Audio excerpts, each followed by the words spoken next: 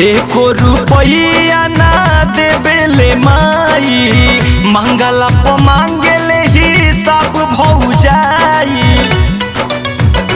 हाँ हाँ एको रुपया ना देबेले माई, मांगला प मांगेले ही सब भौजाई। कैसे के बोली बतियाई रे मौजनुआ, पैसा के बाटे परेशानी।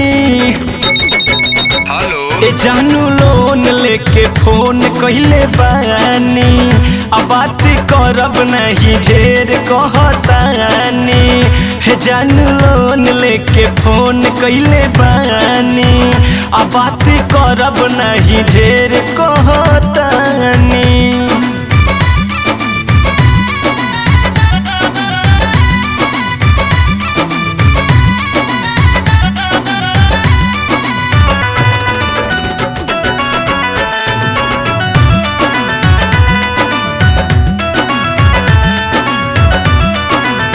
यारिया भातार अब तो बारो न तू ही हो, तू हमर झूला हो हम तोहर जूही हो।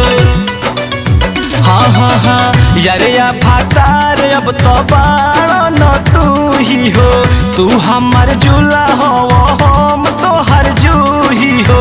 बिना बतियवले हो मानत नइखे मनवा, हो गइल बानी दीवानी।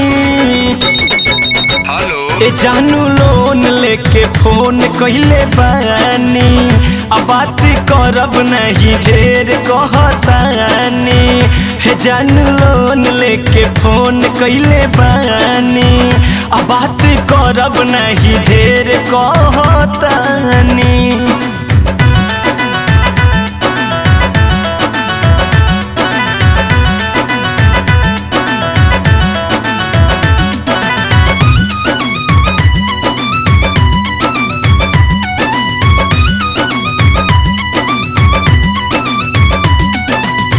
कट जाई फोन लगले पैसा बा कम हो, 1 रुपया मिनट कटे टैरिफ बा खत्म हो।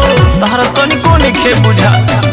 कट जाई फोन लगले पैसा बा कम हो, 1 रुपया मिनट कटे टैरिफ बा खत्म हो। तहरा बिना हो अब दिल नहीं लागे, सुनो ये दिल बर जानी। ए जानू लोन लेके फोन कइले बानी, अब बात करब नहीं ढेर कहतानी। हे जानू लोन लेके फोन कइले बानी, अब बात करब नहीं ढेर कहतानी।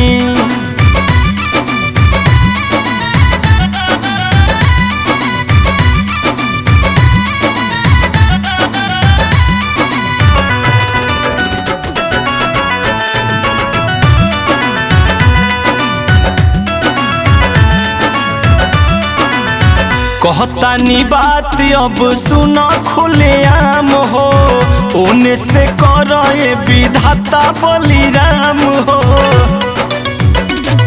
हाँ कहतानी बात अब सुना खुलेआम हो, ओने से करे विधाता बलिराम हो।